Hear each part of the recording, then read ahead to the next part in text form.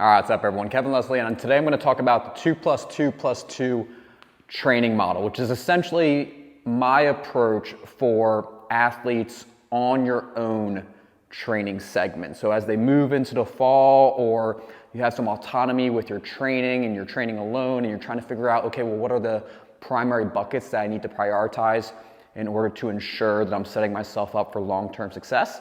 That's where this approach comes from. I've been getting a bunch of questions from athletes, particularly high school and college athletes, who are now bridging that gap into the fall.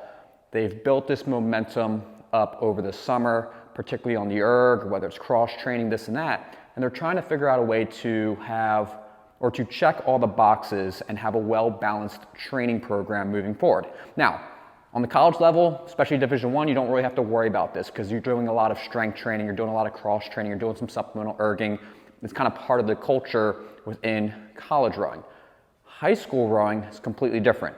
Most teams are practicing 6 days a week, and 90% of those sessions are on the water in preparation for racing, creating lineups, all these different things. And you're really not emphasizing the importance of training, particularly on your own, right? Or it's not being incorporated with the team, so athletes are forced to take ownership into their own hands when it comes to, again, building momentum on the erg. If you have testing in the fall, continuing to develop strength training, if you establish a good routine throughout the summer, which to me, strength training is a 12-month-a-year process. So the 2+2+2 approach helps athletes really check all those boxes in a way that is both effective and sustainable. So with that, let's dive in. So again, 2+2+2 training method. Again, the idea is this is all of your training combined. This is catching the bare minimum for what an athlete needs to do, which essentially is, on the low end, an athlete's training probably 6 days a week, or 6 sessions per week. Let me back up there. 6 sessions per week, right? That's kind of the minimum dose. On the higher end, especially for a high school athlete who has a lot of things going on, right? You're probably in that 10 session per week category.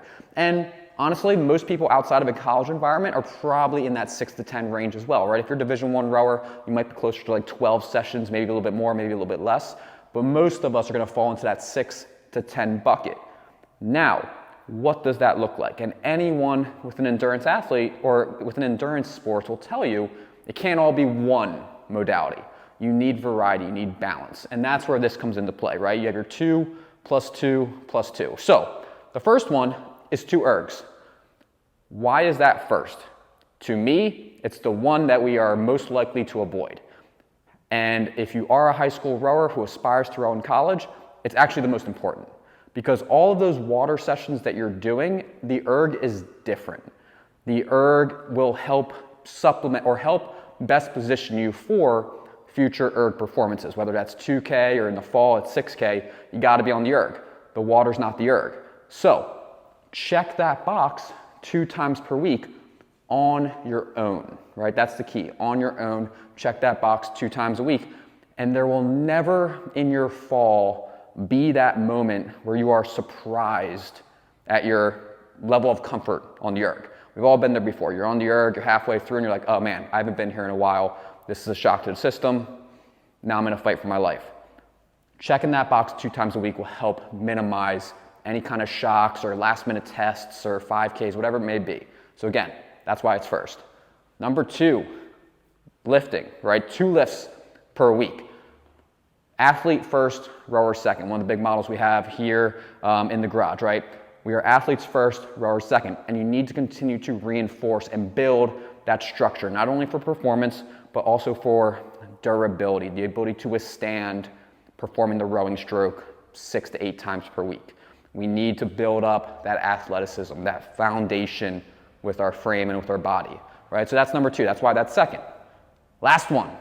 And this one I should have, again, I have an asterisk here, which essentially is 2 to 6, your choice.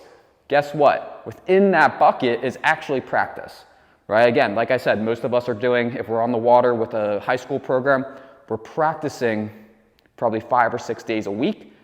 Here, particularly in the Northeast, in the fall, best time of year to be on the water, 90% of those sessions are going to be on the water, right? which again, coming back to number 2, the only times you touch the erg are probably during bad weather or on test day. And if you don't touch the erg, you're gonna feel very unprepared for those random erg sessions that you have throughout your week. So 2 to 6, your choice. They can be practice sessions, they can be rowing, obviously, right? Whether that's with your team or on your own, or cross-training sessions. Getting to on the bike, getting to, running, if that's a modality that you're interested in, swimming. But at the bare minimum, what we want to think about is, again, 6 is our low end. If you're actually trying to move the needle forward and truly trying to develop your fitness, this one's already covered in the fall. It's probably 6 days a week, which means, okay, for the majority of athletes that I'm really trying to get to push to that next level, I want to see you erging twice a week on your own, right? Real sessions, right? Steady state sessions that help build that aerobic base, build that confidence, maybe throwing in a prep work every once in a while if you have some tests coming up, and I want to see you lifting twice a week. And the lifts don't have to be crazy, right? 30, 40 minutes, you can accomplish a lot by just checking that box and moving on to the next day. So again, this is my catch-all approach to helping set athletes up for long-term success, where we're making sure they're getting in the volume of sessions, right? The frequency of sessions at least, the volume of training to actually move themselves forward. If you only rely on these 2 to 6 sessions that you're doing with your team, it's gonna be a real shock to the system when you flip the calendar back to training mode, like in November, December, and throughout the start of next year. You wanna check those boxes throughout the fall so that when you get to the training phase of our cycle, you're ready to move forward, not catch back up. So that's the idea. 2 plus 2 plus 2 for any athlete, 10 sessions a week. If you are truly understanding your windows of opportunity, should be feasible because 6 of them are already taken out with your team. So you just gotta find 4 sessions, 2 to 4 sessions really, right? So 2 ergs, or actually, 4 sessions, 2 to 4 sessions where you can apply on your own training, right? And that's the next layer, right? That's what you want to kind of slowly process and figure out how do you set yourself up for success. So if this was helpful, if the 2 plus 2 plus 2 training methodology will be helpful to your training, leave a comment, like this video, subscribe to the channel as we got more coming up here as we kick off the fall, and I'll talk to you soon. Peace.